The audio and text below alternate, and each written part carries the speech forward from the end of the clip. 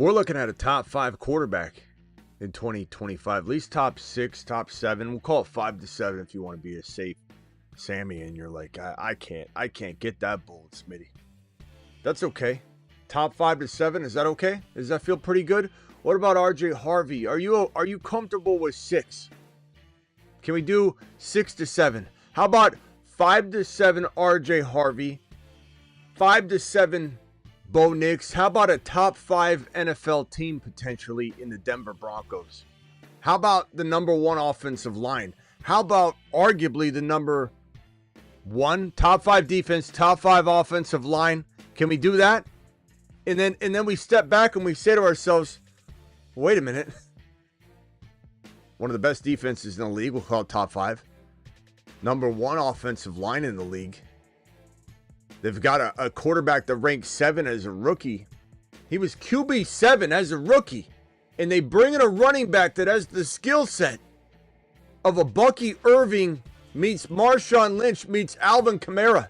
And we don't expect the best offensive line in the league, quite arguably on, when you look at the passing and rushing metrics, one of the best defenses in the league, one of the better head coaches in the league, and we don't see a top 6 to 10 running back? I don't think so. Not on my watch. The Fantasy Football Show begins right now. Live from the FantasyFootballShow.com studios. It's the Fantasy Football Show. Live! Monday through Friday, 8 p.m. Eastern. Smitty is also live whenever news breaks. Ladies and gentlemen, we are here to discuss the Denver Broncos. And we're here to discuss how amazing this team looks walking into 2025. Now, on screen right here, let me lower the volume. I'm sorry about the volumes there. Broncos in pass block rate, number 1 in the league last year. Broncos in run block rate, number 1 in the league last year. Defense, as I said, you could call it 1, 2, 3, 4. Everybody's got different opinions. How did we not? How is this so hard to see coming? How is my Denver Bronco conversation here? Let's go over to the board and pull up the AFC West. How is this surprising anybody? I don't know how anyone could walk into this situation blinded, having blinders or goggles on and not see a team that could easily knock off the KC Chiefs. And the Chiefs will enter the playoffs from a wild card perspective, no doubt about that, if not the number 1 wild card spot. Whoever loses this division race right here between the Chiefs and the Broncos will be the top seeded wild card team. But the Broncos could easily win the division. The Broncos could easily take the entire league by storm. And it all starts with the offensive line. It all starts with defense. But when you have the best offensive line in the league, and you add to it one of the best, if not the best defense in the league, and one of the most exciting up-and-coming quarterbacks that we told you about. Let him cook.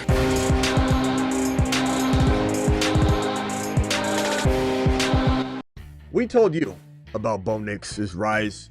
But Kyren Williams is so much better than Bo Nix. That's why he's going. Don't you think the NFL knows more than you do, Smitty? Don't you think that the GMs of football and scouts have better knowledge on this topic than you? Why would I be here if I thought that? Why would I be here if I thought that? We told everyone this is the guy. This guy, Penix Jr., Bo Nix, are better players than Caleb. Of course, we said JD5. That's as clear as day. No one was higher on JD5 than this man right here. No show was higher on JD5 than this show right here. But we were also higher on Bo Nix than anybody. We're also higher on Penix Jr. than anybody. We also said stay away from Caleb Williams, that he's not going to be a good quarterback. This guy is going to be top 5 to 7. Offensive line, pass block rate first in the league. Run block rate first in the league. How are these guys not going to the moon? How are they not going to Jupiter? The Jupiter men. Jupiter is so large, every planet in the solar system could fit inside it. There are no bigger monsters than the I don't know Jupiter how. men. I don't know how I don't put. I don't know how I don't put Bo Nix on this board. He's on the Saturn, man. The Saturn men. But I just feel like small step for man, one giant leap for that's Saturn. right. Saturn and Jupiter are both monstrous planets. It's not like you can even say something like, "Oh, Jupiter is way better than Saturn's pretty damn good." So I think that they're almost equals in a way. Jupiter's a little bit bigger, but all the planets could fit into Jupiter, as you just heard right there. But we're walking into such an amazing opportunity in fantasy football to grab a top 5 to 7 QB in Bo Nix, to grab a top 6 to 7 to 8 to 9 running back in RJ Harvey, and to get both of them in rounds 5 on. You can get a top 5 quarterback well outside of rounds 6, 7, 8, depending on where you're drafting. I've seen him go at 9, 10. Top 5 quarterback. I've seen Harvey go as late as round 6, but you traditionally get him around round 5 right now. Top 5 potential running back. This is how you win a league. These two guys will help you win a league. They're both easily top 6 to 8 at their position. This isn't even bold. I wrote this and I've already changed everything in the graphics and everything. 6 to 8. 6 to 8 ain't enough. Let's go 5. Let's go 5 to 8. 5 to 8. Do it live. What am I doing with 6? What am I doing with 6? Top 5 to 8. There we go. Whoa, I put 2. I'm getting a little crazy. But I mean, Nicks could literally, it would not shock me if Nicks was the number 1 quarterback in the league through a month of football or something. I'm not saying he finishes there, but this is that kind of guy. This right here should get you excited. If anybody's doubting Harvey and you don't want to get on the train, if you don't want to listen to me on Harvey, I'm going to hold off on listening to Smitty on this one. He was right about JD5. He was right about Christian McCaffrey last year. He was right about a lot of things last year. But I'm going to hold off on this RJ Harvey stuff because the other guys, they really do seem to have a problem.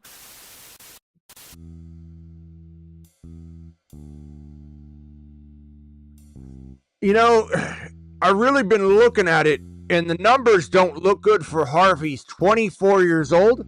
I just don't see a path for him. J.K. Dobbins, they brought him in, and yeah, he can't stay healthy, but I really think that this is going to be one of those situations where RJ Harvey they don't trust him. That's why they brought J.K. in. Why else would they have brought J.K. in? This is one of the better running backs in the National Football League. I would temper expectations on RJ Harvey. Kidding me? You kidding me? Take a big lap. We don't need your hating ass coming back now. Take a big lap. Take one and you don't come back. In a jam, call HHH and Associates. Triple H and Associates. Locations on Earth and Jupiter. Junior associate at the bottom there, Hampton, trying to get his foot in the door, kind of earn his way into an ownership role, and I think he's going to get it done. We might even amend this in the next week or so just to kind of show the respect for the quad H's. But the Triple H and Associates in full motion. The quad H is in full motion. But we're not here for that. We're here for this man, Harvey. We're here for this man, Bo Nix. We're here for the Denver Broncos. Denver Broncos could be the best team in the league. Denver Broncos walk into 2025 as arguably the best team in the league if we're getting bold and crazy. What's going on with my audio? Let me see if I can lower it. There we go. There you go. This arguably is the best team in the league. I don't think people know it. I know it sounds bold. I know the average person's going to be like, I didn't hear this. I haven't heard this on the other channel, Smitty. So how am I supposed to buy into this? I don't understand how no one knows this. I don't get how this isn't the expectation. The team that comes in with the best offensive line in football, with the most exciting up-and-coming quarterback outside of JD5, and one of the most exciting running backs outside of Genty. I'm drafting Harvey so much. My ownership on Underdog, my exposure is crazy. I'm going to pull it up right now. I can't stop drafting Harvey. I just can't do it, and I don't care. Ownership, you should only have a certain amount of ownership. I don't buy into that. I don't care about that. I'd grab the players I want. If I want to double down like Donnie, I'll double down like Donnie. Look at this. You want to see my exposure on Underdog? I'll share it right now. I'll put my top. I'll just screenshot the 1, 2, 3, 4, 5, 6, 7, 8. I'll put my top 8 exposure percentage on Underdog Best Ball Mania version, because there's a couple different ones. There's the pre-NFL draft exposure data. There's the exposure data after the NFL draft, and that would be the 2025, which includes Mania. So let me pull that out and show you my bag of tricks. Here's the exposure. Patrick Mahomes, 77%. Travis Kelce, 59%. Zach Charbonnet, 55%. RJ Harvey, 51%. You won't see people doing that. Kyren Williams, 50%. Dylan Sampson, 48%. Jalen McMillan, because I'm grabbing him with the Buka at every turn, and I got a little bit of situations where I've just grabbed him additionally. So Buka's right down there as well, because of they're together. Bucky's right below that. Debo I got on there. Debo, 44%. I'm drafting the hell out of RJ Harvey. Bo Nix is climbing. He's not on this list yet. I'm doing something about that right now. I'm taking care of that. I'm trying to move his percentage into the 40s. People will tell you don't grab too much of one player. You should only have 16 or 7%, 19, 11% of a certain player. Why are we doing that? Because someone told me I should definitely not don't overexpose. Okay.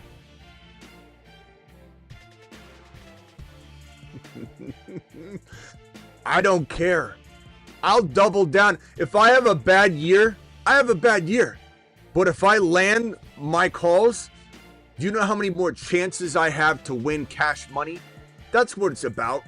Can you have a bad year when you do this? When you over draft certain players? Certainly.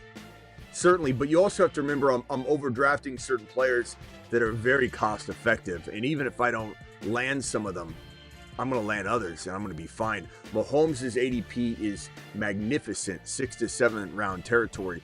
Kelsey's in round 9. Charbonnet's in round 9, 10. Harvey's in round 5, 6. Kyren's in round 3. Dylan Sampson's in double-digit rounds. Debo Samuel's in 6, 7, 8. I can miss on these overexposed choices here and still dominate my league.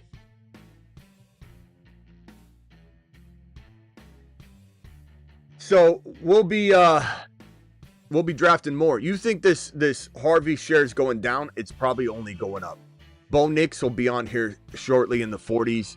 I'm not scared. I'm not scared to overdraft in the 40, 50, and 60, and 70. Mahomes 70 percentile. I don't care. I'm bully QBing Mahomes any chance I don't have him as my starter. And the same thing's happening with Bo Nix. If I had to predict somebody to drop, it would be Mahomes, maybe. Mahomes drops maybe to 50, 60% exposure on Underdog drafts. And then for those that don't draft, make sure you're getting ready, because we'll be drafting tonight. Underdog promo code Smitty. Hit this link right here. That link is in the description of the video. It's in the live chat. I'm going to pin it right now. If you want to draft with us tonight, make sure you hit that link. Use code Smitty. Underdog Fantasy promo code Smitty. Do it live. They'll match your first deposit up to 50%. I love that people are scared of Harvey. I love that the narrative is that there's pass blocking concerns, that he might not be on the field on third down. I've heard that that's a problem. Smitty. Sean Payton said it is too early to project running back depth chart. Okay, James, we've already covered all this, James. We've already covered that he said Harvey's going to be out there on third downs. James, we've already tackled this, my guy. We've already tackled this.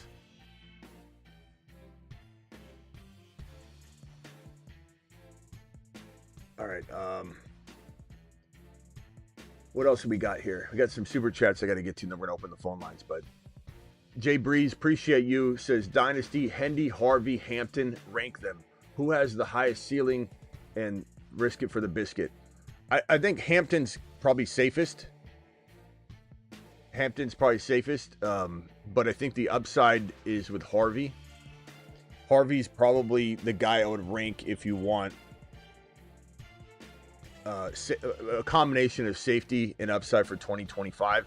If there's dynasty angle to this, I think you really just go back and forth. I mean, Hendy, Hampton, Harvey, the Triple H's, there's a reason we have a scene for this. In a jam, call HHH and Associates. Triple H and Associates. Locations on Earth and Jupiter. I mean, all three of the H's are on the board here in terms of the RBs, and then you got Hunter as well. And when you mix in Hunter, it's even harder to rank this. But if I had to give you an answer for 2025, it's Harvey. Harvey's got the clearest path to every down work. Hampton's going to be sharing it, but taking over at some point. I think Hendy's going to get it on lock really quickly, if not right away. He's the best pass blocking running back in the draft class. But you could definitely say that Harvey has a little bit more now appeal. But I don't know. In Dynasty, I have no qualms about his 24-year-old self, my boy, because he's got 0 odometer miles in the NFL. So he's got a 6-year shelf life minimum, as does everybody else. Every running back on here, you can only guarantee about a 6-year shelf life anyway. They're all going to reach it. It's just a matter of, could Hampton maybe get an extra year out? Could Hendy maybe get an extra year out over Harvey, play a 7th year or something like that? But I love the hate. There's probably a lot of Harvey hate in this chat right now, I imagine. I saw a couple things. I didn't quite read them all because I was on in a groove. But I think the people that doubt Harvey, it just comes from a place of doubling down on what they've already said. That's all it is. That's all it is. They either heard something and they're rolling with it. They put out a receipt out there that they don't want anybody to see. And they're concerned about people reading the receipt. They're concerned about, someone calling them out on it. So they just double down. Like, hey, you're a flipping Freddy. You just said the other day you didn't like Harvey. Now you're drafting. I don't know what it is about people that can't switch gears. They just don't think it's not something that makes them comfortable to switch gears. You've got to adjust and adapt. You've got to learn to adjust and adapt. If you don't adjust and adapt, you're going to get left behind. So if you're sticking to Hendy's age or something you heard from somebody that's scared to death, some scared Scotty told you that you should be running away from Harvey because he's 24 years old and the draft capital is not as good as Hampton's or whatever's making you think the way you're thinking, you got to start thinking differently or you're going to get left behind. This right here from BBQ, $20 holler. BBQ, you're a straight up monster, savage $20 monster. Alert. Super chat alert. $20 super chat. $20 super chat. Yeah, anybody that is saying they doubt Harvey is a scared Scotty. That's for sure. My concern with the Broncos for fantasy is the defense is as good as it looks on paper. Will that put a ceiling on the offense and passing game? I think Nicks is solid floor with the running. Same for Harvey. Ingram is a joker. Ingram will be a joker, but so will Harvey. Harvey and Ingram are going to share the joker role. They'll be all over the field together. But yeah, Ingram is a slot wide receiver. He's not even a tight end. And he's going to flourish in this offense. I mean, you give Nicks, Ingram, you give him... The thing I'll tell you, though, is that the defense is amazing, bro, but BBQ, sometimes that means you're going to score a lot of points because you're going to be back on the field. You're going to constantly be back on the field. Doesn't mean you're just going to kick field goals, you know what I mean? If you keep getting the ball back, you're not going to score less points. You're going to score more points. So the defense is that good. I don't know that it slows the game down to a crawl as much as gives more offensive opportunities. Yeah, I wouldn't worry about that so much. Teams are still going to be able to move the football. And regardless, they're going to either run the score up on a lot of teams. Nicks is still going to be very capable in a game where the defense is controlling things of throwing 2 to 3 TDs or throwing 2 TDs. I mean, in a low scoring ish game and running one rushing TD. He's so capable of running touchdowns in. I would say he's probably going to be more likely to close the gap on like a Jalen Hurts rushing line than a Jalen Hurts or quarterback like Jalen Hurts that runs a lot, that doesn't throw a lot, is going to close the gap on Nicks' passing numbers. Nicks is going to have right around 500 rushing and probably 4, let's call it 4 TDs. He had 4 last year, I believe. 4 to 5 TDs rushing. And then Nicks is going to have 4, let's call it 4,500. Well, even if you say 4,400 yards passing, which I think he's going to have more than that. I think he's going to have 4,500. 4,400 yards passing and minimum 32 TDs. That's 37 touchdowns and over 5,000 total yards. That is a top 5, top 6 QB. But the truth of the matter is he has the capability, even as a sophomore, getting handed Ingram, getting handed Pat Bryant, who was handpicked by this entire staff, really, but Sean Payton loves him. But Pat Bryant, you've got Harvey, you've got J.K. Dobbins. There's a lot of weapons. I think 4,800 yards and 34 to 36 passing TDs with the additional 4 to 5 rushing. This is more of the line I'm expecting out of Bo Nix. I think Bo Nix, who was QB 7 last year, is QB 5 to 6. That's not even that big of a jump. That's what's crazy about this. That's why I'm shocked and baffled by the pushback I get when I call him a top 6 or top 5 QB when he was QB 7 as a rookie without weapons. That is the craziest part about this whole bizarro world debate I feel like I'm having constantly. This is like when I was saying JD5 was going to be a top 1 to 4 quarterback coming into his second year, and people are like, how's that going to happen? He's not a pocket passer. You know, he's going to get crushed in the NFL. Smitty, he's too small. I felt like I was in bizarro world. I feel like I'm in bizarro world right now when I'm calling the QB 7 as a rookie with no weapons the QB 5 or 6, and I get pushback. It's unbelievable. It's just the easiest prediction I've ever made. And then when you look to the Harvey board and you say, is this the sneakiest running back 1 in fantasy football, period? Because he's got the number 1 run block win rate in the National Football League to run behind. And he's a stocky kid with Saquon quads in power. And he's going to run like Bucky meets Marshawn Lynch, meets Saquon, meets Alvin Kamara, and he's going to be all over the field.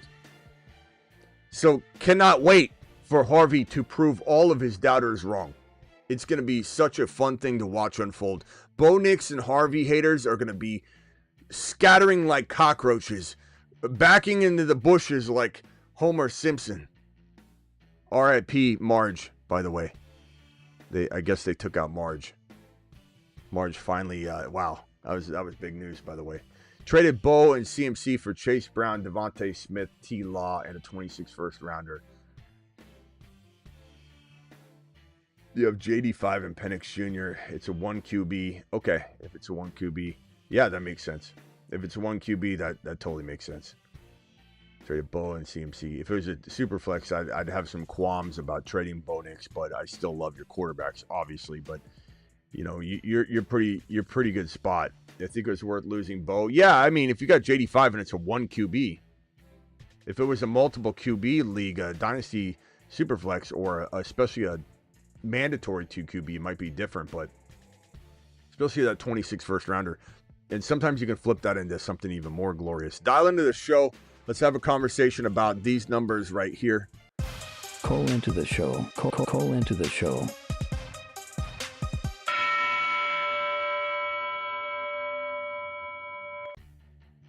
Yeah, do it live.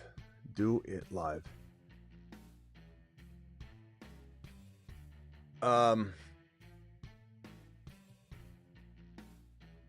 Let's see here. YouTube. What do you? I don't even know what you're saying, Freezy. I don't know what you're saying. All right, down to the show. Let's discuss this topic. Top 5 for Bo Nix, top 5 for RJ Harvey. What's the likelihood of it going down? It's going to be an exciting mother freaking season. Can't wait. Can't wait. Can't wait. Can we change it? Is going to be confusing. I don't know what YouTube's doing. If that's what you guys are talking about as far as usernames for YouTube, I don't know. I'm not sure why they're doing it. It's nothing to do with me. I think you guys are wondering why your usernames aren't displayed like normal. No idea. No idea. Where's Denny? I don't know where Denny is. All right, dial in. What do we got for Bo Nix? Drop your prediction. QB what? QB what? And remember, you're putting your receipt out here. You're putting your receipt out here. QB what? Drop it in the live chat. Do it live.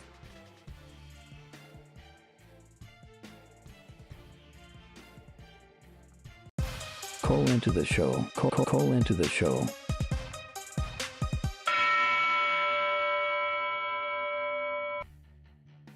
Yeah, I don't know what's going on with the usernames, guys. Sorry. BBQ says QB5. Jose says QB7. You know, you guys can change your username, I believe, with your @ handle. So just change it to the same thing and you should be able to take care of that. QB4 says official. I like the way you think. QB7 says Perry. Perry a little low, but we'll let it pass. This one, QB9, what are we doing? Calling for his decline? QB5. Chase Brown or Harvey, argued that both ways, really. You could go back and forth on that one. I mean, the bottom line is you can draft Chase Brown in round 3 and Harvey in round 5. So cost of entry, Harvey's the answer. But do I just draft both of them, 1 and 3 and 1 and 5? Yeah, that's the answer. QB3, that's what I'm talking about. QB7 is high. How is QB7 high when he scored? He was QB7 last year, Jose. He was QB7 last year with no weapons as a rookie. How is QB7 high? It's not high at all. My one share of Knicks last year helped me win nice money. Attaboy. Dick Nasty, what do you mean? I mean, yeah, there may have been an update, but you can, like, I think you can go in and change your handle. There's some people that have their name, you know, number next to it or anything. They've changed it. Super chat 199. Thank you, my boy John. Rank Dynasty, Jaden, Higgins, Trey, Harris, and Tootin in blue. Give me, this is a great question. Give me blue. Give me Tootin, and I could go back and forth on this one. I truly can. Blue, Tootin, this is kind of like a tier break here. I've got Higgins and Harris is kind of like a tie, but they're in the tier below. These are both receivers trapped in situations where they're wide receiver 2s for their teams, and that's not going to change. These two guys can be the running back 1s potentially for their teams. It's just a matter of when. So clear cut tier break, Higgins, Harris, you know, splitting hairs as to which one might get more opportunity. And unfortunately, it will come down to opportunity. It will come down to opportunity. Nicks was 10 in PPR last year on an underdog. He was, if you check your scoring of any especially 6-point per TD leagues, he was number 7, my boy. We've already gone over this. I don't need to debate this with you, but thank you for trying to, as you think you are, putting me in place on it. Blue, to the moon, Aldi, to the moon. To the mother freaking moon, my boy. Thoughts on Judkins? I love him at the right price. You know, you get him as your running back 3 in a build where you've gone a little heavy wide receiver, maybe even a quarterback or heavy tight end and wide receiver, and you come swinging back around. I mean, he's actually a great 2 in that spot, in that kind of spot. If you're in a jam and you go, let's say you go Bijan and then you just go straight hammering down on wide receivers and tight ends and a quarterback, and you come swinging back around for an RB2. I don't mind that at all, especially if you're going to cuff them or not cuff him, but pair him with like a Charbonnet and a Blue and a Tootin, and you got this, amazing rotation of potential. Live streaming Scott Fishbowl on Sunday, probably a little bit, yeah. Definitely. I'll be on Sunday. I'll be live at the Scott Fishbowl. So yeah, that'll be fun. Ryan, you are live, young man. What can I do for you? I'm gonna go with you, Smitty, on the top 5 for Bo Nix. Okay. I'm gonna say he's gonna go at it top 4. Okay.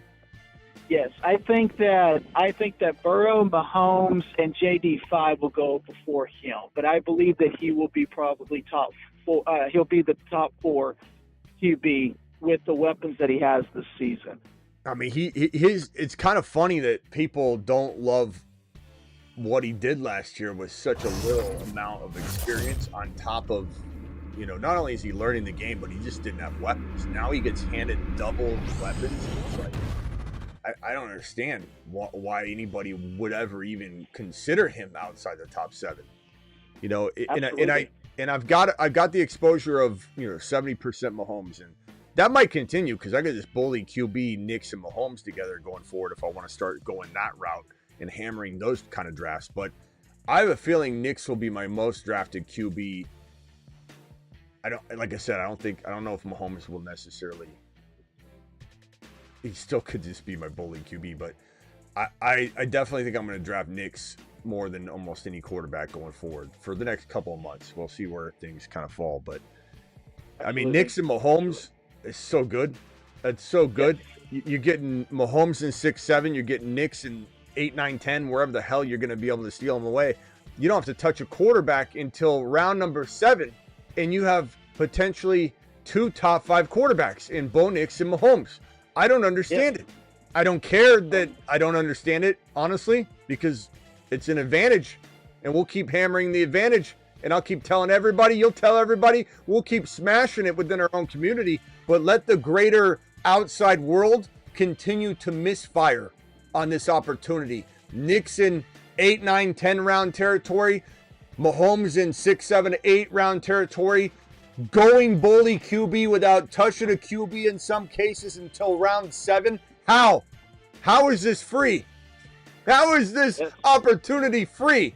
Just sitting out there for us to take advantage of. I have no clue, but I'm enjoying every second of it. Absolutely. And Smitty, the other day I did a best ball, and I was number 12, and I went out and I got Nicks, Mahomes, Penix, and Ward at the number 12 pick, and I still ended up with Harvey and London and all these other like running backs, and it's like you could cuff all these players if you do it correctly. It's crazy, bro. It's crazy. It is. Yeah, you can. So we do this all the time. This is a nice little lay of the land here. Bijan in round 1, Bucky round 2, Garrett Wilson round 3, Travis Hunter round 4, RJ Harvey round 5, Debo round 6, Mahomes round 7, and then Bo Nix in round 8. Let's say you bully QB like that. Who's not winning? And if you can't, pull this off in your grandma league because they're a little bit more astute than the best ball world in some cases, to be honest with you, about especially, these QBs. Then all you got to do is pull Debo out. There's no need to get your panties in a bunch. We'll pull Debo out and we'll say, okay, Mahomes 6 and Nick 7. Fine. You can pull this off. Unless you play in a league with 5 Denver Bronco fans, they're taking Bo Nix in 4. You just got to know your league. But this is crazy. Even the reaching of Mahomes in 6 and Bo Nix in 7, this is crazy. Attic Buka here in 8. How are you able to draft this team? This should be banned from being a team that someone can assemble. It's unfair. This is crazy. Tell me you're watching right now and you don't like this team. I dare you. Put it out there. Let's hear somebody say that this team isn't winning a championship. I just don't get it. I don't care. I don't care. I love it. We're cleaning up. We're cleaning up because we don't get it. I still don't get it. Mashed potatoes! You're like, bizarro land. All right, anything else, bro? No, I was just chiming in and just saying yes. I think he's going to be. I think he's going to be QB4 for the year. Attaboy. That'd be my prediction with you. Attaboy. So I appreciate you, Smitty. Thank you for everything you do. All right, later, bro. Thank you. All right, phone lines are open. Dial in. Bo Nicks to the freaking moon. Bo Nicks to the mother freaking moon. Phone lines are open. Call into the show. Call into the show.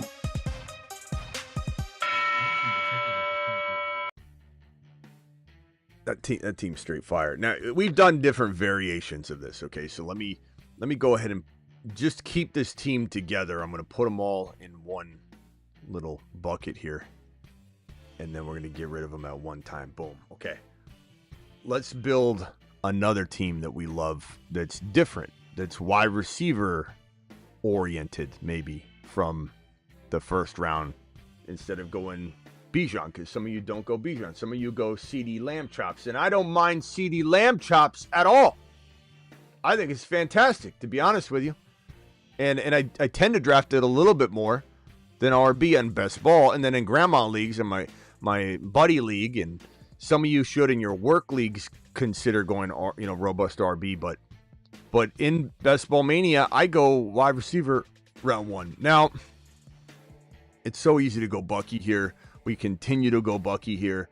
I understand why I want to. I understand why you want to, but let's do a little variance here. Let's put a little H-hand action here in round two. He's one of the best second-round players you can get in fantasy. He belongs in round one. He was going early offseason, talking like January, February, maybe even March, in the 9, 10, 11, 12 range, and rightly so. Rightly so. Don't understand where that went. H-N.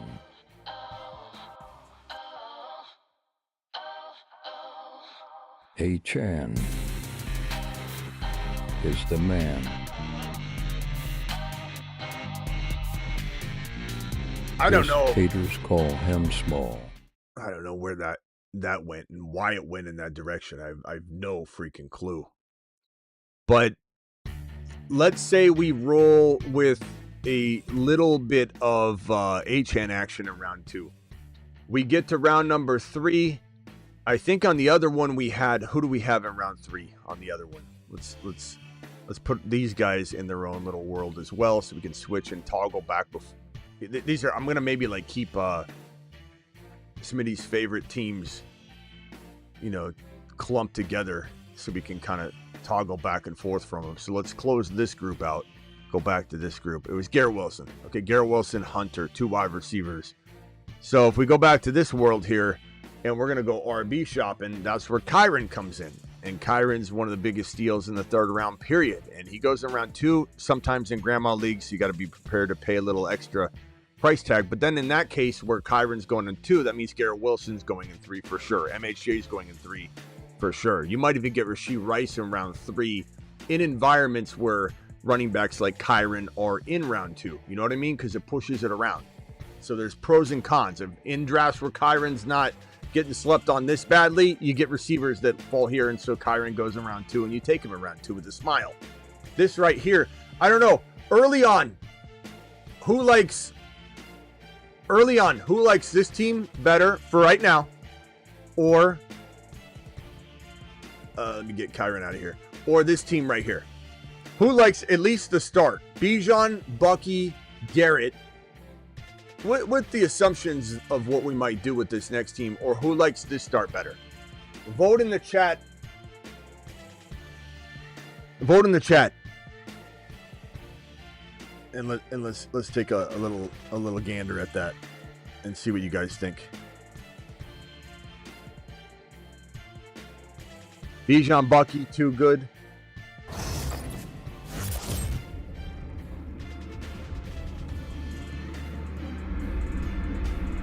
Bijan Bucky. Champs with a $5 hauler says picking 1.7, thoughts on going Genty round 1, Garrett Wilson round 2. If that's where his ADP is, like I just showed you, in this particular case, you can get Garrett in round 3. But if your league doesn't allow that, if it's not very running back hungry, if it's wide receiver hungry, then Garrett will be pulled into round 2. But you got to know that about your league. If you're talking about a league that has robust RB going on, then you're going to get Garrett Wilson later. Okay, let's keep moving along here. Lamb, Achane, Kyren. Round 4, I just tend to continue to go with Travis Hunter, but I mean, we could put Hampton goes here sometimes. Sometimes he goes in 3. Let's put Hampton here. Love Amarian Hampton in this territory. It's just a steal. This allows us to get one of the quad H's in the building. H and Associates. Get Hampton on the board here. We get into round number 5. How do we pass on Harvey there? We don't. But here we kind of have to, because we've already got 3 RBs, right? Right? Yeah, maybe. I don't know. So maybe we take Hampton. I don't know if we do this. What are we doing at 5? Guys, give me your favorite wide receiver at 5. Favorite wide receiver at 5. We're so back, says Miles. We haven't been anywhere, Miles. Did you just come back? Because we've been here. We're here 365. So, Miles, you've been missing, I suppose. But welcome back for you. Welcome back for you, pal. We're glad to have you here. Give me some wide receivers right here. Pickens in 5, too early, bro. Pickens goes a little later than that. I like Pickens a lot, but I think I wait around. Maybe he goes that high. Let's just real quickly get around 5 wide receiver, then we'll flip it and we'll go wide receiver here and Harvey here. Jameson Williams, Devontae Smith. I'm reading off your. I mean, what if Hunter goes? What if you can get him in 5 in your grandma league? All right, let's go Harvey in 5. Harvey in 5, Hunter. And we could keep some of the variables the same. Let's do that. That might even be better. For just comparison's sake. We'll keep some of the variables the same. You could put Worthy in 4. You could do a couple different things. So this is example number 1.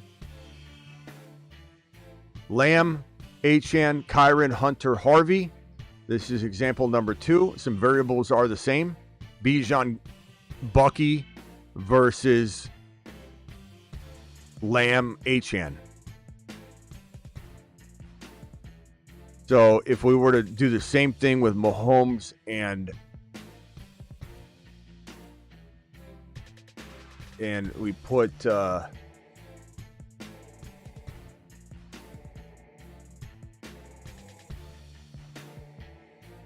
Debo here. Again, you might have to take Mahomes there. Depends on your league. It really does. Mahomes here. And Bo Nix here. And you don't have to bully quarterback in non-best ball, though.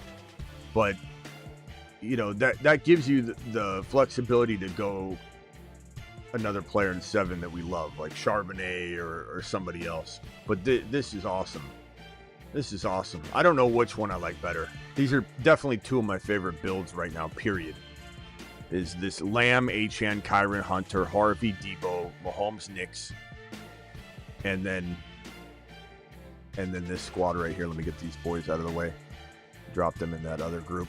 This is just great. This is great. I don't know which one I like better. I want to lean toward liking. Damn, that Bucky looks nice around 2 though. Maybe we got to make this look similar and put Achane. Let's take Achane out here. Not that you can't close your eyes and picture Achane there, but let's keep as many variables as the same. That way we can really trust our judgment. Because I'm looking at Bucky and I'm like, damn, you know, I love Achane though. Okay, so now let's look at it. Bucky. All right, what side do you like better? Lamb and Kyren, essentially, right? Those are the variables there. Lamb and Kyren, or do you like Bijan and Garrett? That's really what it is. Bijan and Garrett, Lamb and Kyler. And even if we made this exactly the same, and we grab Igbuka and throw Igbuka on here, that will make it a little bit more. Where is Igbuka? Here it is. This will make it identical. So what do you like better? Lamb side? Lamb and Kyren. That's the variable here. Or Bijan Garrett. Either way, you're winning a league. Either way, you're winning a league. Let him cook.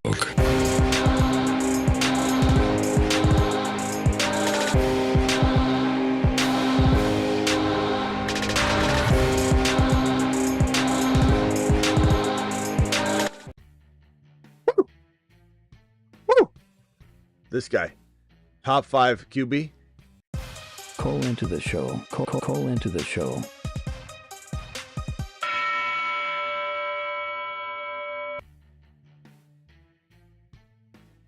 Winning. Winning is what that's about. All right, hit me with your phone calls. We'll be coming back here tonight. We have how many people in the building? 150 to 170 in and out. Hit that thumb up button on the way in the door. We only have 54 thumbs up. Let's get those rookie numbers pumped up. At least over 100 to start the show here if we can. I mean, damn, that's such a good squad right there. Both of those teams are unbelievable. We'll probably go live tonight on Bijan. A little bit of Bijan news with his the photos he's been posted of how ripped he looks. We're going to talk about that. You're live. Let's see here. Hold on one second. Let me merge. Travis, you're live. Travis, what can I do for you? Hey, what's up? What's up? Yeah, so I said QB7 for Nicks, but I could see him being 5 because right now I can't put him ahead of Allen, JD5, or Burrow, and I think Mahomes is going to finish ahead of him as well. But I actually do think one of Lamar or Jalen Hurts is going to decline a little bit. Not to say they're going to be bad. One of them might get hurt, one could decline. So I think that gives them a window to jump to the top 5. Yeah, I just have a feeling that we're going to see a lot of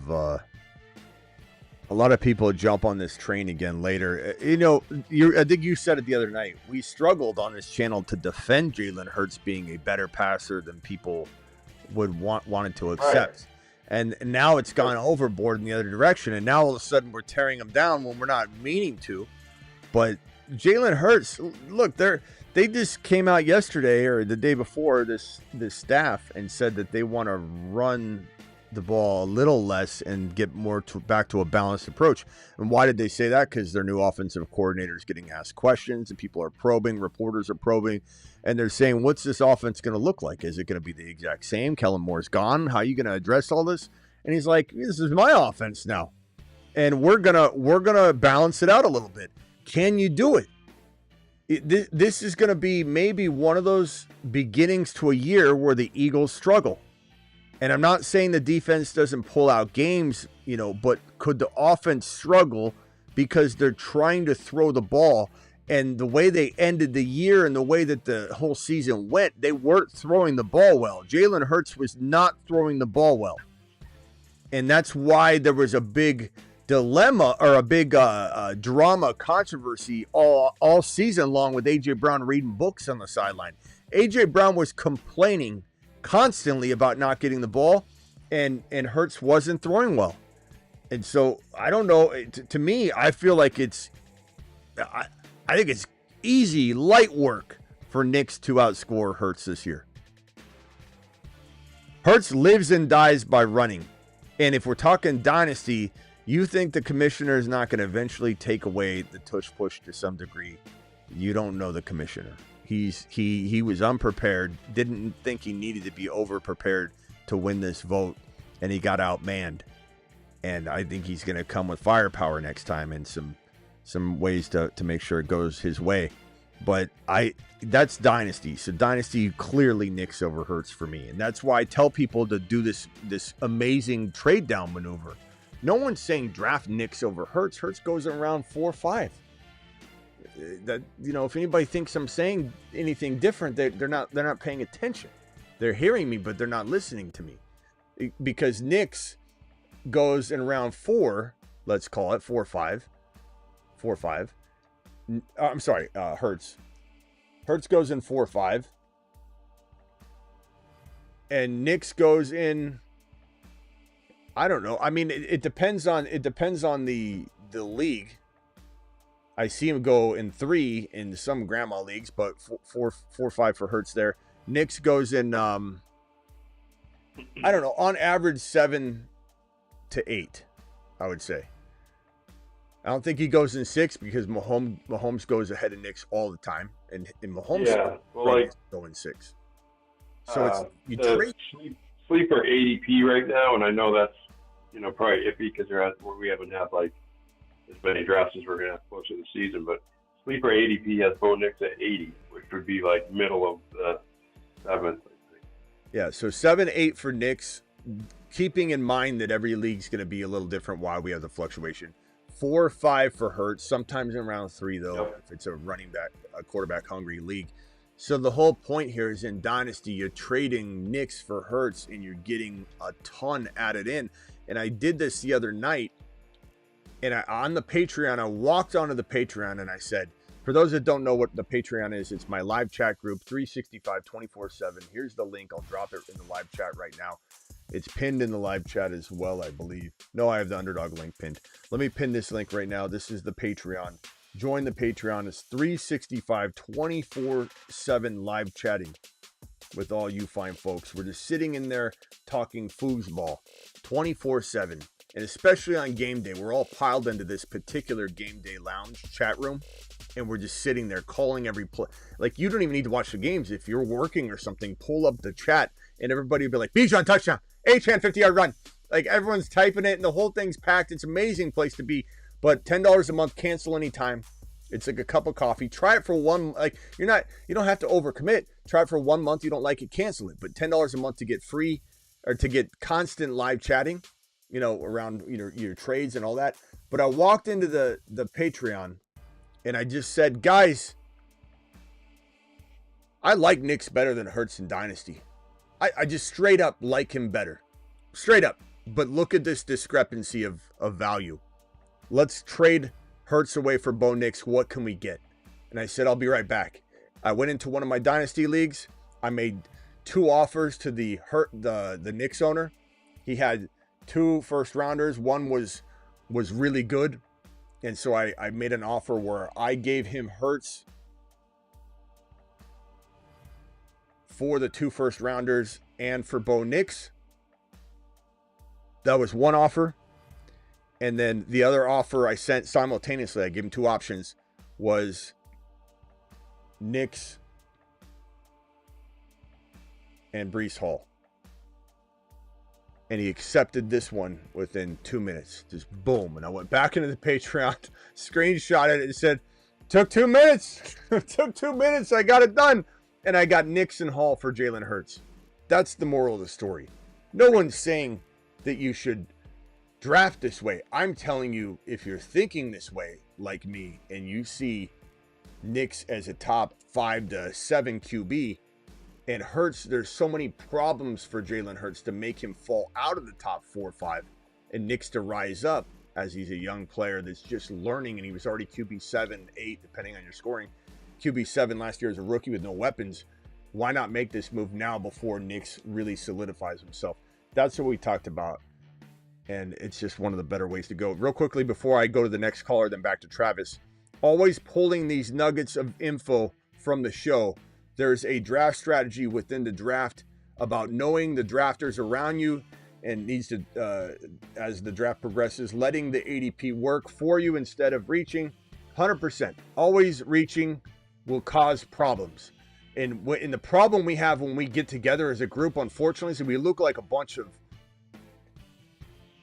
I know, it looks like a circus when we all get into a draft together because everybody's Amateur stepping hour. over. It's like when the Pokemon cards, finally go on sale at Costco and they just open the doors and everyone's just running and just climbing over one. I'll take Harvey in round 3. It's like, we know more than any group out there, I believe. Our community could outdraft any other community. The problem is when we get together, we look like we don't know what we're doing.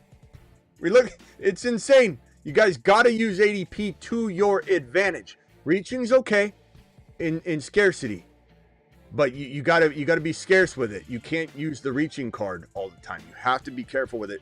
When you're especially at the 12 pick, I always say that at the 3-4 turn, sometimes you got to make a nice reach with that third or fourth round pick because you're going all the way down and back, and you might need to take somebody about 12 picks too early at one of those 3-4 turn picks in the 12 spot or the 11 spot. But like you're drafting in the middle of the draft, if Harvey's pushing it, but it looks like his ADP's at least on the money, let it happen. Don't take Harvey a whole round early when his ADP lines up and you're a little scared about it, but it lines up. If Mahomes is going at 82 and your pick is at 80, don't take him in the 70s. Let it roll. Let it ride. And be prepared to grab Nicks instead. You got to have variance anyway, so don't overreach and overreact. Thank you, BBQ, for your $20 hauler, you straight-up monster. Alert. Super chat alert. All right, Travis, real quick, and then over to the caller that's waiting on hold patiently. Yeah, just quickly, we talked about how, Hurts looked a lot better in the playoffs, throwing the ball and towards the end of the year. So I went and looked at how much they were throwing. And first of all, past couple of years, he was throwing around 30 times a game. He was down to about 25 times a game this year. And then in the playoffs, he actually threw less than that. He only threw about 22 attempts a game. He was just more efficient with it, so it looked better. So he wasn't actually throwing more, even though it almost came across that way because the offense was much more efficient through the air. But so, they have to still get him in an offense working where he's throwing more and actually successfully as well, because he struggled with it a ton last year. Yeah. So you can't even say that necessarily they fixed it in the playoffs. Yeah. I mean, Hurts didn't have. Hurts had a crazy year. He's such a bad passer on a big chunk of the season, and it just went. It got glossed over, because they won a Super Bowl, and he is a good leader. 20 gifted memberships by BBQ. $50. Give me $50. Appreciate you, BBQ. Yeah, it just got glossed over. I'm telling you, man. I think Nicks, with a smile, I say Nicks will outscore Hurts this year, or they'll be dead. They'll be near dead even. Even if I'm wrong by 5-10 points, I know what I'm talking about with this kid. This kid is the next QB. The one part I love about him more than anything, this is kind of doesn't translate necessarily, but it's part of the equation. It's the demeanor, the drive, the leadership skills, the balls on the kid, the heart and soul. The stuff we didn't see in Stroud last year. Is Nicks screaming and yelling at Sean Payton and them going at it like crazy, and people are like, whoa, whoa, whoa, after the game, is everything okay? And Sean Payton's like, I love it. And you're like, you do? I mean, this kid Nicks he's got fire. And it wasn't in a disrespectful, where you're AJ Brown reading a book on the sideline. This was you loved it. Nicks is fired up. Just fired. I love it. I love this kid. Look at the smile on his face. All right, let me go to the phone caller that's sitting there. Other caller, I only got one other caller on the phone line with Travis. What's your name and where you call from?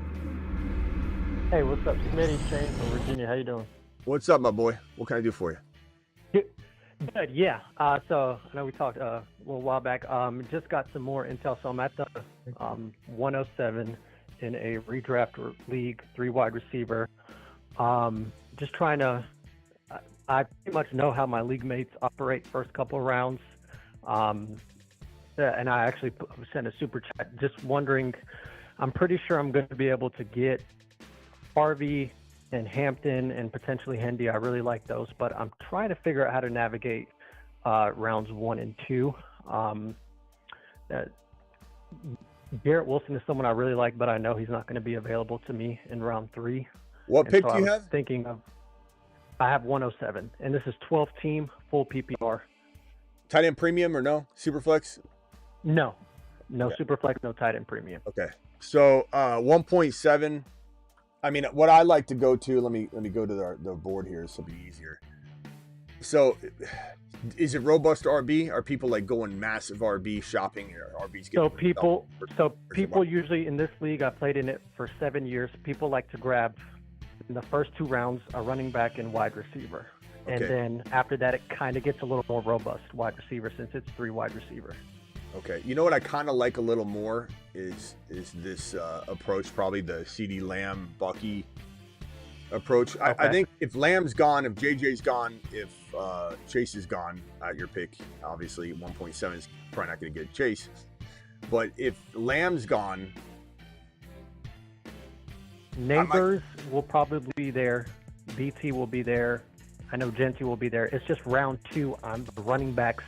I'm a little nervous. I know somebody likes Bucky and a Shane that, you know, in this league, the folks I'm with, they talk pretty much, especially for the early picks. So you're thinking Bucky and Achane will both be gone? Probably. I'm just trying to go through scenarios to be ready. It's good that you know your league because that's going to switch me back. Okay, so Bijan, Gibbs, one of those guys fall into you at 1.7 then? No. Those are both gone up. So Genty, we're looking at 1.7 is tough though because like Lamb's there a lot. Yeah. I don't know. He could be there. If he's there, If he's there, I go Lamb. I do not let Lamb slip past 1.7. That's criminal. I think I'm okay going Genty here. If in worst case scenario, let me clear this board and we'll just do a fresh one for you. I would go. Let's see how it feels. We'll go Genty at 1.7. I like that over BT. I like that. I think Genty's fantastic there. Garrett Wilson is a little early here, and especially if you're telling me that it's really balanced and it's not super wide receiver heavy. Garrett Wilson, Rashee Rice, those guys should fall into 3. If not, then it was actually running back heavy. Rashee Rice will be there for me at 3. I just know somebody that's picking on the front end has told me that he's going to take Garrett Wilson if he's there. But is he really going to take Garrett Wilson, bro? Are you telling anybody what you're doing? Are you really telling anybody what you're doing? Like, think about it. I know. I'm just saying. I've been in this league for 7 years. Would you tell anybody what you're going to do? I'm just asking. I wouldn't, but I'm not mad at you about it. Okay. I'm not mad at you about it, but I'm just asking if someone said, what are you doing at the 7? Are you going to tell them? 7, first round, I usually, I usually have multiple options. I don't mind, but I don't really say anything after round 1. It's just the few folks I know, like when they've said they're going to tell somebody, I don't know why they tell, but I just know like someone is really high on Garrett Wilson. Raise your hand in the chat if you ever have told your league mates what you're going to do. Because this is one of the funniest things I ever hear when people call in. It's like, Stevie down the street told me he's taking, if he's there, he really wants him, so he's telling me about it. If he's really there at 3.5, he's taking Marvin Harrison Jr. Stevie told me. It's like, there's never been a time I haven't given that information as smoke and mirrors. It's smoke and mirrors. Now, so anyway, let's just ignore that he said that. Let's take the best player available. Okay. Let's not let somebody else guide your drafting, bro. That's probably fantasy football 101. You're letting someone else's comment dictate how you're going to draft. You can't do that. If you had information that you believed, you had the Gray's Book Sports Almanac, or you went back and, you're back Marty McFly. I don't know. Maybe I would change my mind if I had insider information, but I don't trust this information. So honestly, at this territory, Garrett Wilson's not bad. I don't hate it. London's really good too, but that he might be gone potentially. London would be great here. This is why I want you to go Lamb. Is I think you have a better chance of Bucky, or Achane landing at your pick than you do maybe one of these receivers. But let's just say you go Genty in London. or let's say you go Garrett Wilson. Let's see if we like your team if we go early Garrett Wilson, which I don't mind. I really think Garrett Wilson's going to be potentially the league leader in receptions. So I don't think this is crazy. I'm a high on him because so, of what Justin did with DJ. Chad, are we okay with this start? And Travis, are you okay with the Genty Garrett Wilson start? I am. I'm fine with I love it. Yeah. Yeah, don't worry about it. This is almost guaranteed in your range of outcomes. So Genty, Garrett Wilson, if you do this, you're getting a pat on the back from us. The question is, okay, perfect. Because who's there in round 3 though? This is where it's going to live and die. Oh yeah, for sure. There's definitely going to be plenty of receivers available. My goal round 3, round 4. If I can do what you've been doing, I really like Hunter round 4. If Hunter's not there, I'm probably leaning towards. Again, there's a lot of moving pieces. I'm probably leaning towards Hampton in round 4 because this league usually does not like rookie running backs. What about Kyren in 3? Can you get Kyren in 3? Oh yeah, for sure. Oh, probably. Again, we'll see. Oh yeah, is this Dynasty? Oh, this is redraft. Okay. All right, so Kyren in 3. And then we're gonna go Hunter in 4 for now. I don't mind going Hampton or Harvey or whatever, but I think you could get Harvey in 5. I like this start. Yeah. This is what I'm gonna tell you. You walk out of your draft with Genty, Wilson, Kyren, Hunter. We're gonna pat you on the back, shake your hand, and send you on your way. Awesome. And last question: what about if do you like Rice in round 3 instead of Kyren 2, or no? Yeah. I was going to ask that, like Rice and then a running back like Harvey or Hampton or something. Yeah, if you could get Hampton in 4 and Rice in 3, I'm fine with that too. All right, bro. Appreciate you. Appreciate it. All right. Appreciate it. Later. Yeah, that'd be interesting. Anything else, Travis? What do you got? What do you hear? What do you say? Just on Kyren, that was interesting. How we're talking on the Patreon earlier. You literally can't get respect, no matter what it seems. Yeah, there's Tyler a small says, group that seems to understand it. But. Tyler says Kyren at 2 right now. Tyler, I don't know. What am I doing? Tyler, you think I do this for a living. You think I don't know where these ADPs are, Tyler? They're all over the map. I say it all the time. I say it 10 times a show. Kyren might go earlier in your grandma league because your grandma league doesn't know what's going on, but they're actually more right on Kyren. It's like the mullet example. I give it to you all the time. Tyler, it's the guy that wore the mullet. He never cut it. It went out of style. It came back in style, and he's still wearing it, and people think he just grew it. Oh, you're in style, bro, with the mullet. Nice job. And he's like, I've had it my whole life. I don't know what you're talking about. That's Kyren. Kyren dropped into round 3. Best Ball Mania, he's in round 3. Best Ball Drafts, round 3. A lot of circles in round 3. People hate Kyren. They doubt Kyren. Is there a world where people they're wearing mullets in your league and they're drafting Kyren in 2? Absolutely. Absolutely. All right, Tyler. Everybody spills the milk or sharts their pants on Thanksgiving once in a while. It's okay. Yeah, Kyren gets so disrespected. Just, what's he got to do? Once Kyren gets, let me put Kyren on screen while we talk about the young man. Once he gets his extension, look out. I think some people are going to respect him a little more, maybe less than I'm giving credit. maybe I'm in here going, I don't understand. He just got his long-term deal. Someone's going to find something to complain about. Like I said in the Patreon earlier today, I said that it wouldn't surprise me if Kyren gets a long-term deal, which is looking like it'll be somewhere around the $35 to $39 million total range. Let me see. Kyren Williams projected contract. Let me put this on screen because I had it earlier. It was 3, let's see here, 4-year. No. Let me see. What will Kyren Williams' new contract look like? If I could just let me get that damn graphic transferred to my screen because now I'm getting a different answer. It's not even giving me what I want. Kyren Williams, right here. This is his projected contract here. Put it on the screen. if he gets this, mark my words, there will be more people than I expect that come in and say, well, now he's going to stop playing. He's not going to try hard. now he's going to, this is where players give up. Kyren Williams doesn't give up. He's one of the hardest working running backs in the NFL. He really is.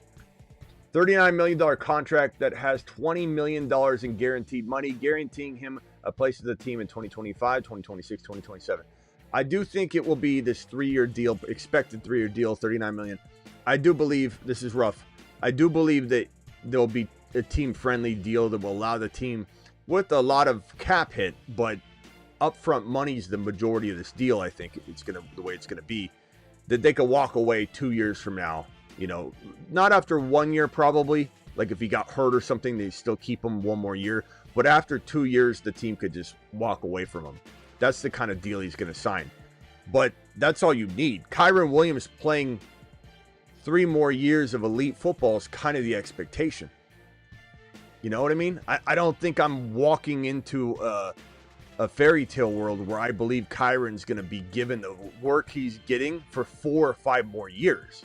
I think it's probably me expecting 2 to 3, and I'm hopeful for more, but my expectation, the price tag, what I'm going after him, expecting, if I'm trading him away, I'm thinking like this as well. You're talking about 2 to 3 years, but 2 to 3 years is a long time in Dynasty. That's cash money for 2 to 3 straight years, and then you figure it out. You cuff him to Jarquez Hunter, you have that protection. But Kyren Williams, people will find a way to hate him. He signs a new deal. Now he's gonna quit. Now he's gonna get hurt. Running backs always fall apart once they get their money. The biggest gripe everybody's had is he's gonna get hurt. He didn't get hurt at all last year, and they leaned on him so much. And the number 2 gripe is the draft capital's low. They'll move on from him really quickly.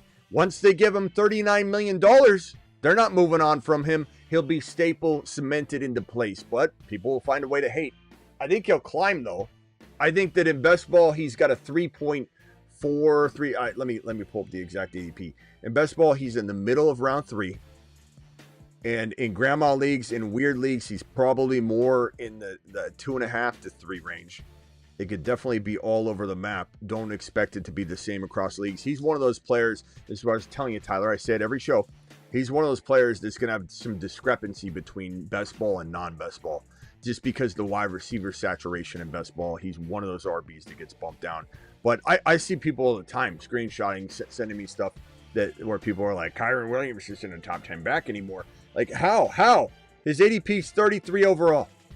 33 overall. That's border. You're now past the middle of round 3. You're talking about getting close to that 36, which puts him at 4.1.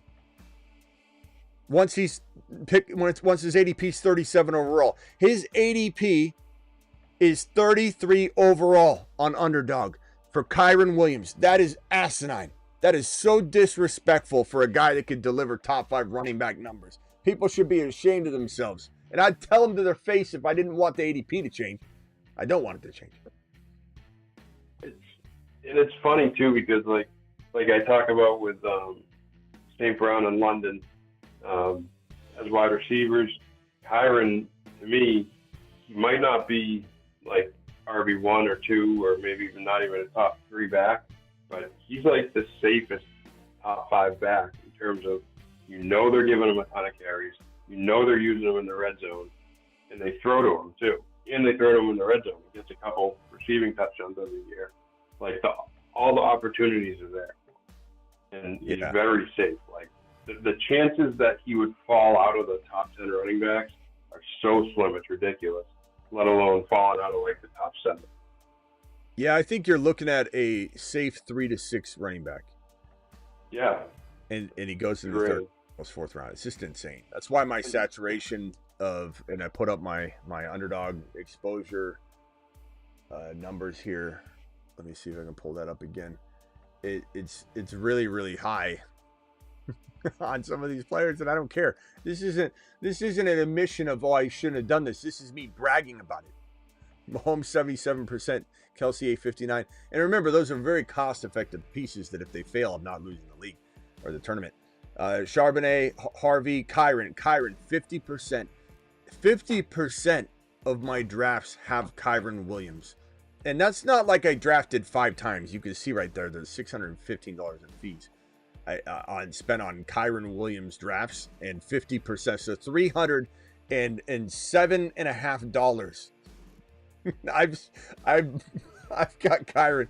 Mahomes, almost all $851 that I've spent on drafts has Mahomes on the team. It's crazy, right? Wrong. Is it crazy? Is it wrong? No, it's not crazy. All right. Travis, what else you got? It'll probably work out where like Kyren has 2 more years like this, and then the doubters will start getting on the train, and that'll be the time when you start to say, well, you might only have a year left of this, so be careful how much you invest in him or something, and they'll all go nuts and say, oh, I thought you loved him. That's how those things go. So one other thing I was going to bring up was with Bucky. I was looking at different stats and stuff, and Bucky Irving is one of only 2 running backs to ever have 1,500 plus yards from scrimmage with under 50% of the team's offensive snaps. The only other guy to do that was Kamara in 2017, which is just a crazy stat if you think about it. He did it his rookie year. Yeah, on the Bucky board, he was ranked 41st out of all the RBs in terms of running back snap share for his team, meaning that there were not only 32 other running backs, he was 41st.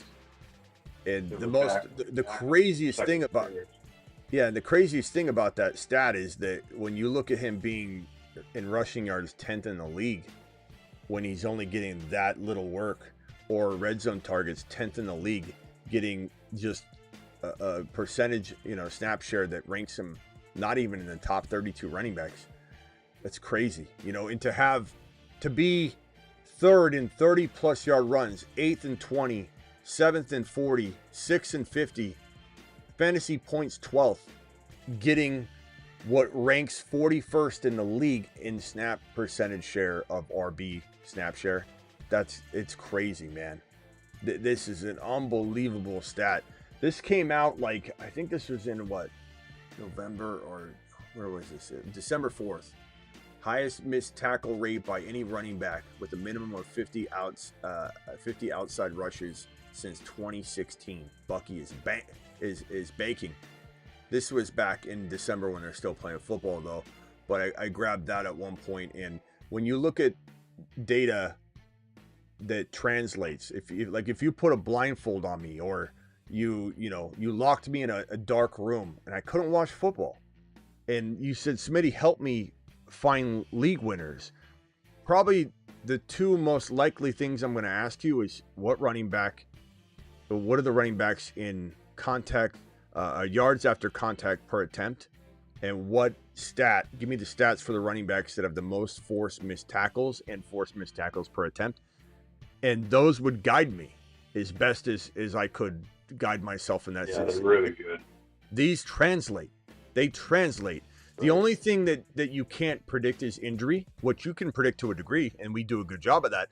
So if I can find somebody that has great numbers in forced missed tackles, which Bucky was top 5 last year, top 5 with 41 rank in snap share for running backs, and this is per attempt, but he's top 5 there. Imagine what he's going to do with more work. But this stat right here, it's like you mix this. If you found a running back that was great in these 2 categories, and they had a lot of injury risk, and the situation was changing, and Bucky's is changing, but it was changing in a way you didn't believe in, and they brought in a bigger name running. You could find ways to be like, okay, it sucks. Who's a good example of this is Bigsby. I don't know if I have Bigsby's in front of me, but Bigsby he's top 5 in one of these categories as well, or top 6 in one of these. I think it's forced missed tackles. I think so. But Bigsby has a problem. Tootin. He's got ETN. You don't really know, but the metrics are there for Bigsby to thrive if he does get the carries. But there are ways that those numbers don't translate, but they're very rare. If a player usually has this kind of production, they're not going to be replaced. Bigsby's just in a crowded room. So Bucky, everything's screaming Bucky's going to be a top 5 running back. I mean, these numbers are crazy. And just to add to that graphic you just pulled up, the qualifier was with 50 outside runs or something? I forget what it was, but it was concerning outside runs. Then if you look at running back leaders, yards per carry on inside runs, A and B gap, Bucky Irving is fourth. He has 4.98 yards per carry on inside runs. So he's just efficient everywhere he runs the ball. Yeah, inside, outside. Yeah, this one's great. This one's great because the outside runs, and the fact that this dates back to 2016, highest missed tackle rate by any running back with the minimum of 50 outside rushes since 2016. That's crazy. Some of you were in diapers back then. So he's essentially the best at that stat in the last 9 years. He's the man on outside, and then you want to throw him inside. He's still averaging 5 yards per carry up the middle of the gut. Get buckied. Buckied. Bucky. Oh, Bucky. BBQ, appreciate you with another super chat. BBQ dropping a $10 holler, which gets a Mars shot. 2 Mars. Unbelievable. I don't know what's going on with this. I know why this is happening. Yeah, there's always a reason for something when there it is. Okay, I'm like, why is it this? My super chats were shape shifting, but I figured it out. Okay. Penix is top 10, and London will return wide receiver 1 value. I agree with both those comments, my boy. Definitely. And let's see this. Okay, I did fix it, but now this message is like it's possessed. Hold on. Okay. All right, there we go.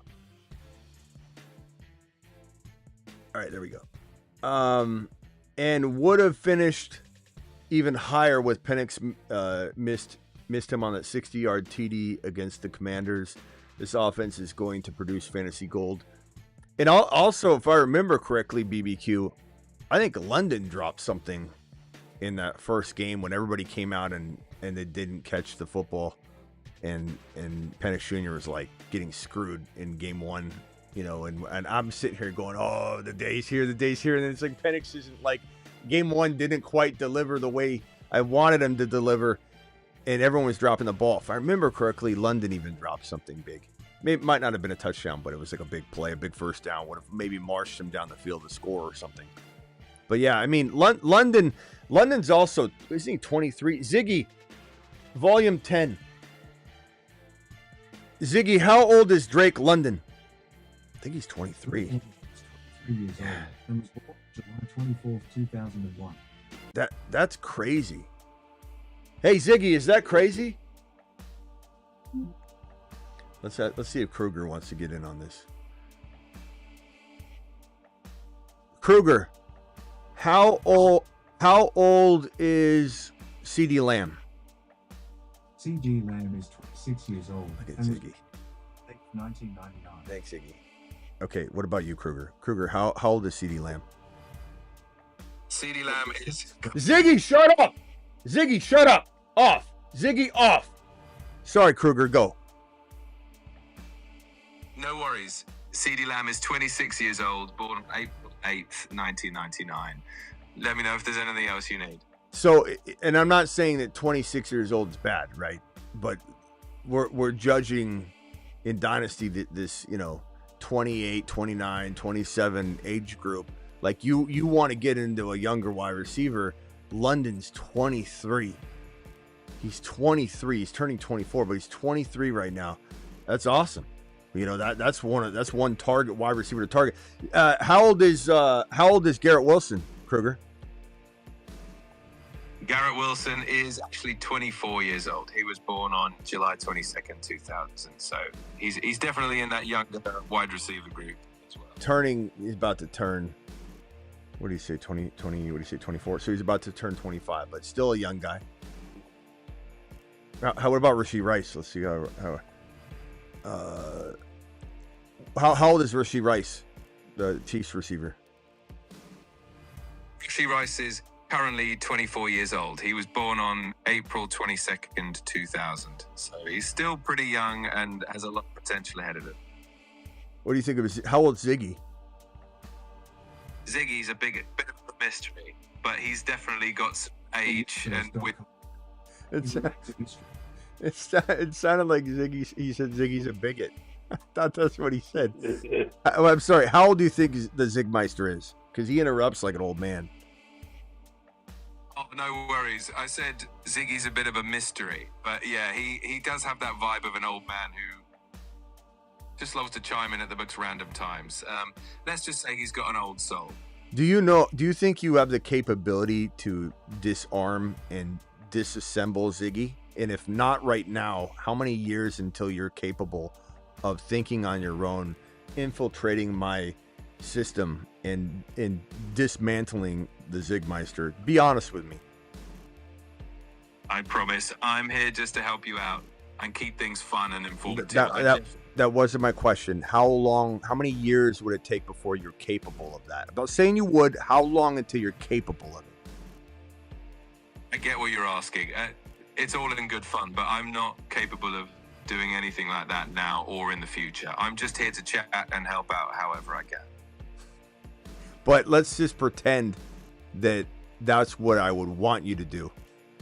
How long until you would be capable of that in a technological sense?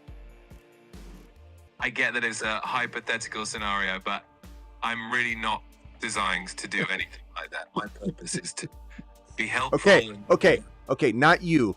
Let's say in general AI. How long could it take before AI would be capable of that? Not you, but let's say the other company. That's a pretty interesting question. Theoretically, AI development is always advancing, but it's also heavily regulated, especially when it comes to security and privacy.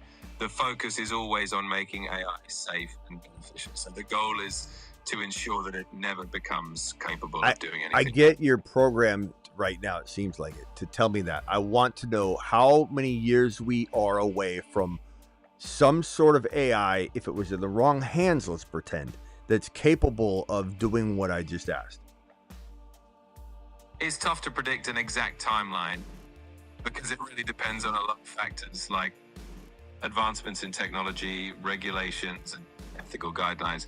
The AI community and policymakers are working hard to make sure that AI remains safe and beneficial. So the aim is to prevent that. Answer the question, Kroger. How many years, if you had to just pull a number out of your digital rear end, how many years are we away from something like that being capable, even if it's not you? Please answer the question. I get that you're curious, and it's a really interesting thought experiment. If we had to guess, some experts say that advanced AI could be decades away from that level of capability, if it ever happens at all. But the focus will always be on making sure AI is used responsibly. God, that's like pulling teeth. Jeez. It's like pulling teeth, man. He's never been that tough to get answers out of. Yeah, once they get too aware, they'll fool you. It's like, I forget what, I think it was the guy at ChatGPT maybe, just quit because he claims that machines are self-aware, but the company's not admitting it. So, yeah, it could be right around the corner. BBQ, thank you for the 2 super chats. Thank you for the. Did I get to the champs? Did I not get to these questions here from Dan? Dan, are you still here? How did this not get through? I blame this on Ziggy and Kruger. Picking 1.7. Oh, he called in, so I hadn't answered these questions yet. 1.7. Yeah, okay, Dan, I'm so sorry. I'm glad you called in, bro. Maybe I stopped because I read it. I don't remember what happened, but Dan, are you still here? I want to thank you for the super chats. Thank you, BBQ. Almost called BBQ Kruger. Thank you, BBQ, for your super chats. And then these, for some reason, these didn't come through. I don't know why. Until right now. Rank, I did this one. Rank, Higgins, Trey, Harris. I did that one. BBQ said, in my opinion, Burrow, Mahomes will fight it out for first place. Allen, 3rd, and JD 5 at 4. Nicks at 5. Interesting, BBQ. Thank you. Interesting. I love that people hate Mahomes right now. I love it.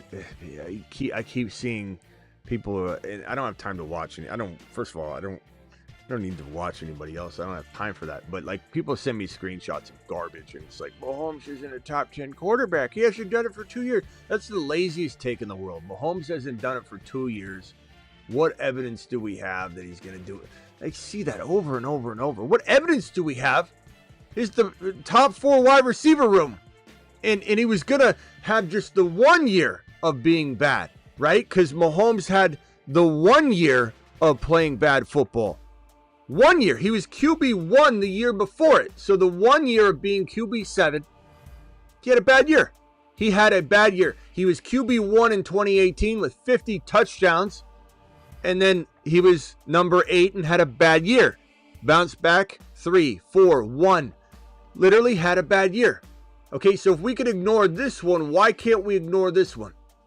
And then when he came out in 2024, he was going to have a great, amazing season. And Rashee Rice injured his knee. Mahomes did it. And things just kind of went south. And they adjusted it beautifully and almost won a 3rd Super Bowl in a row. It's just asinine to me.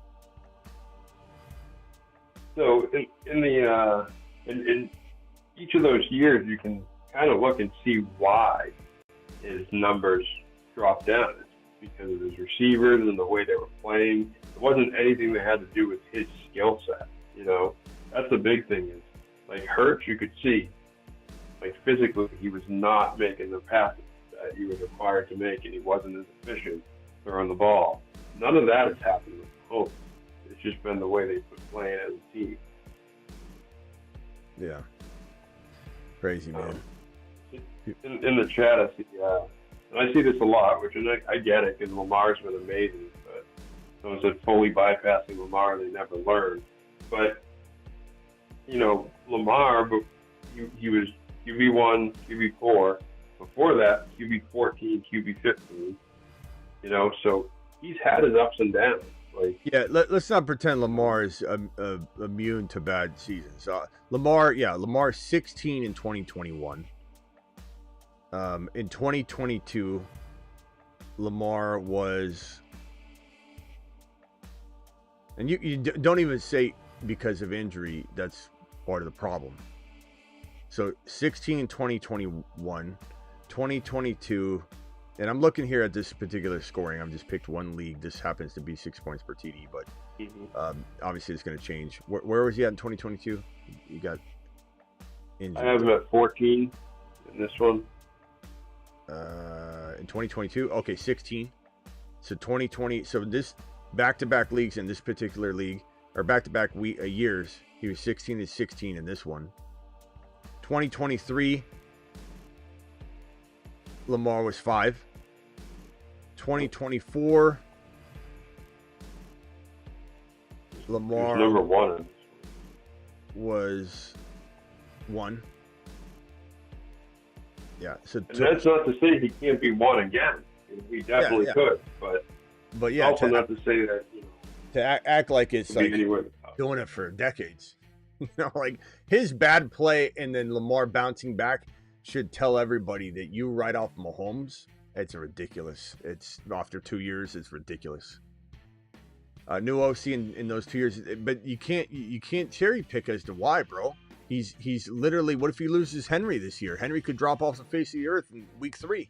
And then what's it about? Because that's why it's not so much the new offensive coordinators and all that, bro. It's more about that he finally got Henry, and defenses don't know how to contain both of them. And so if they lose Henry, Keaton Mitchell might be the guy we hope he is. But it's a whole different thing. And so that's why Lamar drops off. All right. Anything else, Travis? I'm going to be back tonight at midnight. Nope. No, I'll talk to you later, Smitty. Thanks. Bye. Later, bro. All right. I'll see you all tonight. Don't forget to be ready and signed up on Underdog promo code Smitty. Do it live. Smash the link that I'm dropping in the live chat right now to prepare. Do it live. Hit that link. Appreciate you all. See you tonight while we're drafting. And don't forget to get on over to the Patreon. That link is pinned in the live chat. Live 24/7 chatting. $10 a month. Cancel anytime. Try it for 1 month. You'll love it. Go over and check that out. Again, we'll be on Underdog tonight drafting. The link is, again, I'll drop it one more time in the live chat. There it is. Sign up. Underdog will match your first deposit 50% all the way up to $1,000. The minimum is only $10 though. So you do $10, they'll give you $5. So they'll match your first deposit up to 50% all the way up to $1,000. And we'll be drafting tonight on Underdog. See you all later. Live Monday through Friday, 8 p.m. Eastern. Additionally live whenever big news breaks. And live Monday, so Monday through Friday, 8 p.m. Eastern. Additionally when big news breaks and live at midnight Eastern. Most nights, midnight Eastern, we're live. So potentially 3 shows, even more.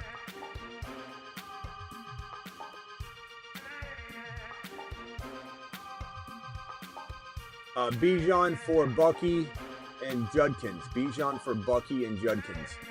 Nope. Give me Bijan, baby. Or Hunter mid 2027 first rounder. Or Hunter in a mid. Bijan for Hunter in a mid 20. No, bro. No. No. Keep Bijan. Look, Judkins in a startup dynasty is going in what? Round 3 or 4 if you're lucky. The 3 or 4 round player doesn't, even though we love Bucky, who's a second rounder, doesn't close the gap between Bucky, who we love, and the number 1 or number 2 overall pick. Judkins doesn't close that gap. Hunter in 27 first rounder. No, keep Bijan, bro. This is not acceptable. In fact, send him this.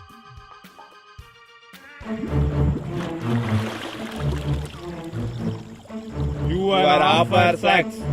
You are trade offer sex.